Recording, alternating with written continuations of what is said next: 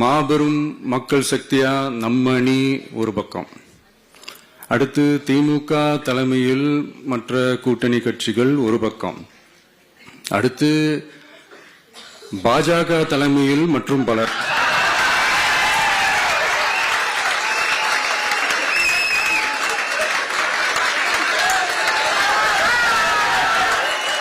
என்னப்பா சிரிக்கிறீங்க? உண்மைதானே சொன்னேன். ஒரு மாசத்துக்கு ஒரு முறை, 2 மாசத்துக்கு ஒரு முறை அப்படி மட்டும் ஏதாச்சும் ஒரு கூட்டத்துல வந்து கலந்துக்கிட்டு அதுக்கப்புறம் இந்த வீட்டுக்குள்ள போய் அடைச்சிக்கிறாரு. வெளியில வர்றதே இல்லை, பத்திரிகையாளர்களை சந்திக்கிறது இல்லை. அது கூட அவங்களோட பர்சனல். ஆனா ஒரு டெமோக்ராட்டிக் கண்ட்ரில, ஒரு மக்களாட்சி நாட்டுல என்ன செய்யணும்னா, அரசியல் தலைவர்கள் மக்களை போய் நேரடியா சந்திக்கணும். அது ரொம்ப முக்கியமான விஷயம். மக்களை சந்திச்சாதான் அவங்களோட பெயின் என்ன, அவங்களோட தேவைகள் என்ன, இதெல்லாம் தெரிய ஆரம்பிக்கும். மக்கள் கூட வந்துட்டு நல்லா கனெக்ட் ஆக முடியும். அதுக்குத்தான் மக்கள் அடிக்கடி சந்திக்கணும். இப்போ பிஜேபி எல்லாம் பார்த்தோம்னா, எங்களுக்கு முன்னாடிலாம் சொல்லுவாங்க, ஒரு பாரதிய ஜனதா கட்சியின் நிர்வாகி என்பவன் ஒன்று ரயில்ல இருக்கணும் இல்ல ஜெயில இருக்கணும் அப்படின்பா.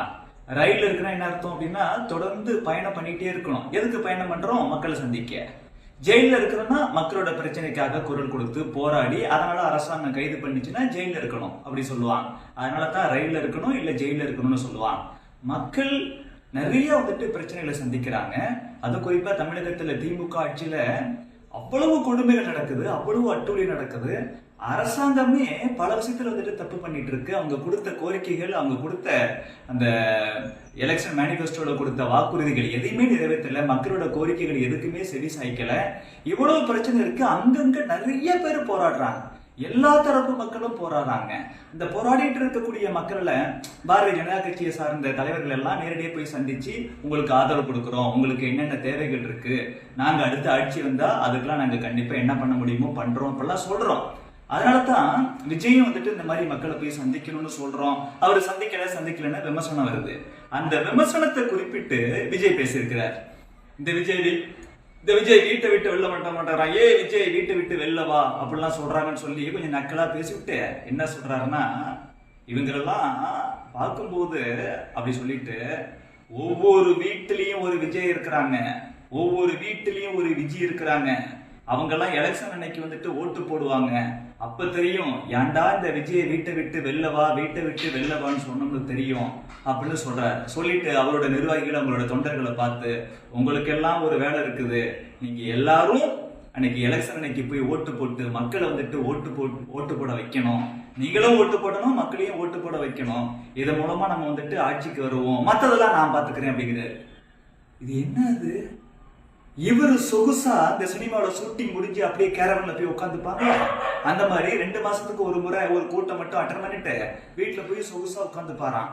ஆனா இவங்களோட தொண்டர்கள், இவங்களுக்கு ஓட்டு போடுறவங்க மட்டும் தெரு தெருவா அலைஞ்சி, வீடு வீடா அலைஞ்சி மக்களை போய் சந்திச்சு ஓட்டு போட வைக்கணுமா விஜய்க்கு. ஓட்டு போட்டு இவரை சிஎம் ஆக்கினா மத்தெல்லாம் அவர் பார்த்துப்பாராம். மத்ததை என்னங்க பார்த்துப்பீங்க நீங்க? அப்ப நீங்க நோகாம நொங்கு சாப்பிடுவீங்க. உங்களை நம்பி இருக்கக்கூடிய தொண்டர்கள், நிர்வாகிகள், உங்களோட ஆதரவாளர்கள் இவங்கெல்லாம் நாய பைய அடையணும். அப்படியே இருக்கிறது. மன்னன் எவ்வளியோ மக்கள் அவ்வளி அப்படிதான் சொல்லுவாங்க. எங்க தலைவர்கள்லாம் பாருங்க, எங்க தொண்டர்களை விட எங்க நிர்வாகிகள் அதிகமா உழைக்கிறாங்க. எங்க நிர்வாகிகளோட எங்க தலைவர்கள் அல்லும் பகலும் அயராத உழைக்கிறார். ஒப்பற்ற உலக தலைவர் நரேந்திர மோடி அவர்கள் ஒரு நாளைக்கு 3.5 மணி நேரம் மட்டும்தான் தூங்குறாரு. நாட்டுக்காகவும் நாட்டு மக்களுக்காகவும் உழைக்கிறாரு. இப்படி தலைவர்கள் நிர்வாகிகளுக்கும் தொண்டர்களுக்கும் அவங்களோட ஆதரவாளர்களுக்கும் ஒரு முன்னுதாரணமா செயல்படணும். வார்த்தையில சொல்றது இல்லைங்க, வாழ்ந்து காட்டணும் தலைவன் அப்படின்னா. அப்படித்தான் அரசியல் கட்சியோட தலைவர்கள் இருக்கணும். ஆனா இந்த விஜய் என்ன செய்யறாருன்னா, இவரு சொகுசா வீட்டுக்குள்ளே இருந்துகிட்டு, ஆனா அவங்களோட தொண்டர்களையும் நிர்வாகிகளையும் தெரு தெருவா வீடு வீடா அலைய விடுறாரு. இது என்ன நியாயம்? விஜயோட தொண்டர்கள் கொஞ்சமாவது புரிஞ்சுக்குங்க. அவரு ஜாலியா இருப்பாராம். அவருக்கு இன்னும் ஷூட்டிங் முடிஞ்சு இந்த கேரவன்ல உட்கார நினைப்பே இருக்குது. அவரு ஜாலியா என்ஜாய் பண்ணிட்டு கொஞ்சம் கூட வெயில்படாம எல்லா சுகத்தையும் வந்துட்டு அனுபவிச்சுக்கிட்டு வீட்டிலே இருப்பாராம். நீங்க போய் தெரு தெருவா அலையணுமா? இப்படிப்பட்ட தலைவரை நம்பி போகலாமா? அப்படி போனா உங்களோட அறிவு குறித்து இந்த சமுதாயம் என்ன சொல்லும், நாடு என்ன சொல்லும்? விஜய் அவர்களே, நீங்க உங்க அப்ரோச்சை மாத்தலாம். இது ஒரு battle field, democratic battle field.